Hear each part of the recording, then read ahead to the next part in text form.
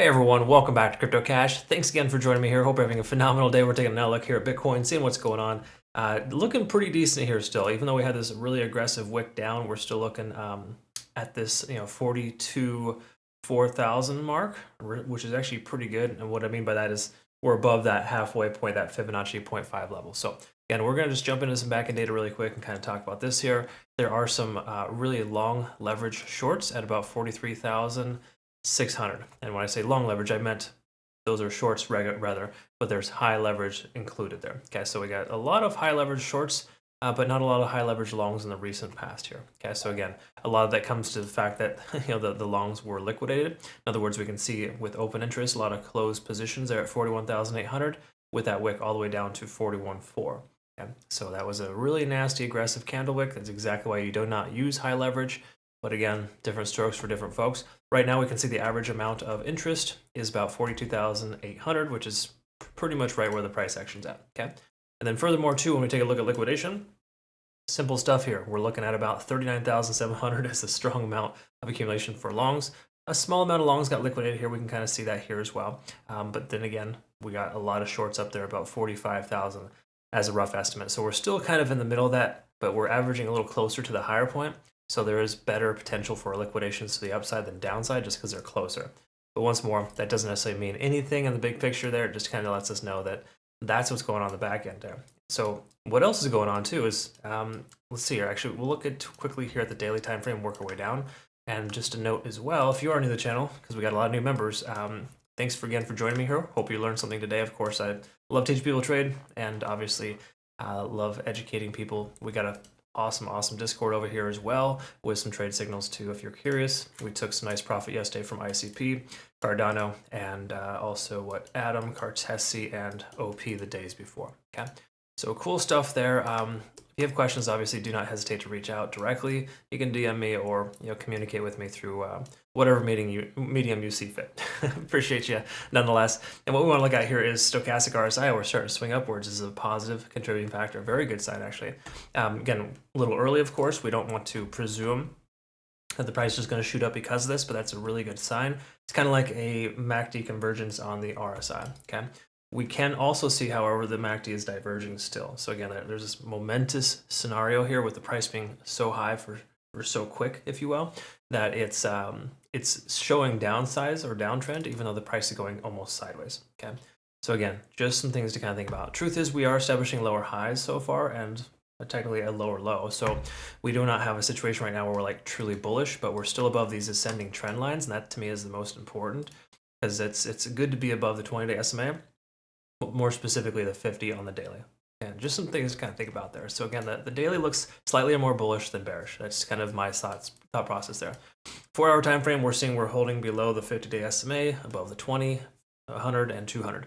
Those are mostly good signs. I'd rather be above the 50-day, but again, we can't presume that's going to be the case for a little while. When we take a look at stochastic, we are swinging down, but that's mainly because we saw this massive aggressive candle wick, and the price is balanced itself out at this 0.5 fib level, which is 42,400. So 42.4, it's a really nice little area to be in.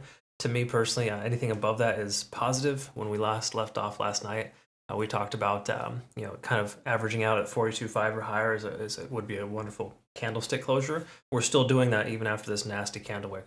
Again, this candle wick was pretty significant, about a 4% correction in a very short amount of time.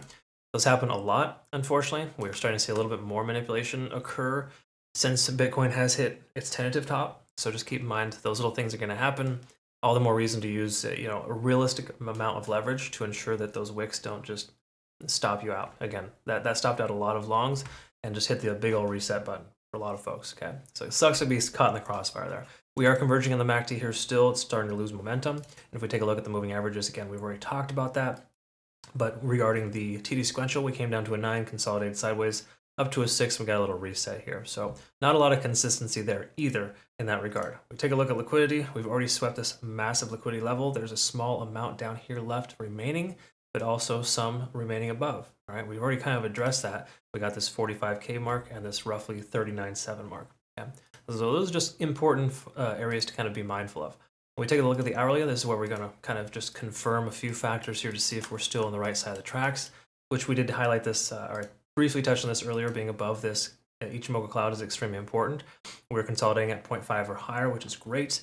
Lagging span is soon to intersect, which implies if you have a long position open, you could and maybe want to consider taking some profits.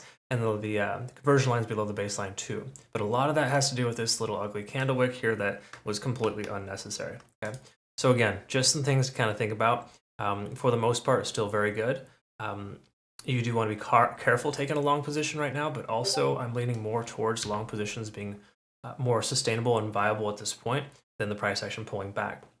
Just because of how well it's behaved, we can also see too, of course, with inflation, pretty much not happening, where they didn't increase the rates with the Fed meeting yesterday. That's a really positive thing as well. Okay? So a lot of those things combining together with the overall sense here, I think it's just a matter of time before the price rallies back up to break this, this 45K mark. Okay? So again, just some food for thought there.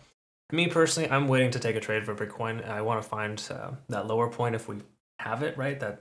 That sweep of that 39.7 mark would be perfect.